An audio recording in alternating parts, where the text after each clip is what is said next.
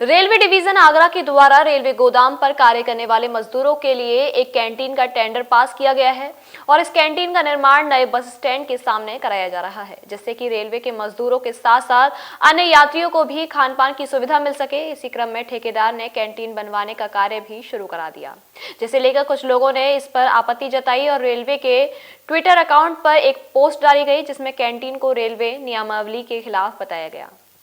इसके बाद में रेलवे जंक्शन निदेशक एस.के. श्रीवास्तव के व्हाट्सएप नंबर पर वीडियो पोस्ट की गई, जिसमें रेलवे के डायरेक्टर ए.के. श्रीवास्तव पर आरोप लगाते हुए कहा गया कि स्टेशन निदेशक से जान का खतरा है और स्टेशन निदेशक की देखरेख में कैंटीन कुछ असामाजिक तत्वों के द्वारा कैंटीन खोली जा रही, जिसकी शिकायत के बाद पोस्ट डालने वाला अपने आप को असुरक्षित महसूस कर रहा है। इसी का संज्ञान लेते हुए स्टेशन डायरेक्टर ए.के. श्रीवास्तव ने पुलिस के आला अधिकारियों को अवगत कराया है। पोस्ट करने वाले व्यक्ति ने यह भी लिखा है कि उसकी मौत के जिम्मेदार जंक्शन डायरेक्टर होंगे, जिसे देख जंक्शन डायरेक्टर के द्वारा कैंटीन का निर्माण कार्य बंद करा दिया गया है। इस संबंध में स्टेशन डायरेक्टर ए.के. श्रीवास्तव से जानकारी की गई तो उन्होंने बताया कि किसी ठेकेदार के द्वारा कैंटीन का टेंडर पास कराया गया है। जब इस पोस्ट के माध्यम से उनको पता चला तो मौके पर पहुंचे और कैंटीन का कार्य बंद करा दिया गया। कैंटीन का मानकों के अनुसार ही कार्य कराया जाएगा। आइए सुनते हैं अपनी सफाई में स्टेशन डायरेक्टर ए.के. श्रीवास्तव ने क्या कहा है। देखिए, ये मामला ऐसा है कि हमारा माल गोदाम है जो रेलवे स्टेशन का जो सेकेंड एंट्री आप देखे होंगे, तो सेकेंड एंट्री पे हमारा माल गोदाम स्थित है। तो माल गोदाम में एक हमारा डिवीज़न ऑफिस ने एक कैंटीन बनाने के लिए टेंडर किया है और ये टेंडर किसी कॉन्ट्रैक्टर को मिला है और जो भी टेंडर के नियम कानून थे उन नियम कानूनों के अनुसार वो कॉन्ट्रैक्टर अपना वहाँ बना रहा था। तो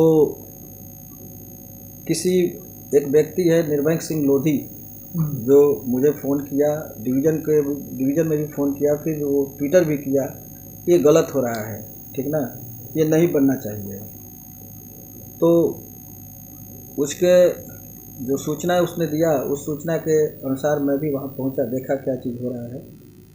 तो हमने अभी फ़िलहाल में वो जो कंस्ट्रक्शन हो रहा था उसको मैंने रोका है कि इस पर हम देखेंगे कि क्या मामला है, कैसे है। और जहाँ तक धमकी का सवाल है तो ये व्यक्ति लगातार हमको फ़ोन किए जा रहे थे और हमारे डिवीज़न में बड़े अफसर को भी फ़ोन कर रहे थे। साथ ही साथ इन्होंने एक वीडियो अपलोड करके मेरे सरकारी नंबर पे व्हाट्सएप पे भेजा कि आप मेरी अगर जान जाती है तो आप इसके ज़िम्मेदार होंगे। तो फिर मैंने इसकी सूचना सीओ सिटी को भी बताया कि इस तरीके से ये बता रहे हैं कि आप मेरी जान के अगर मेरी जान जाती है तो आप इसके ज़िम्मेदार होंगे।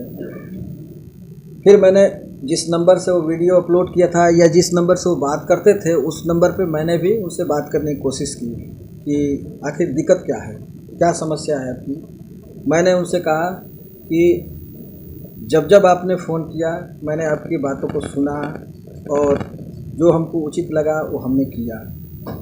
मैं एक जिम्मेदार अधिकारी हूँ और मैं कोई ऐसा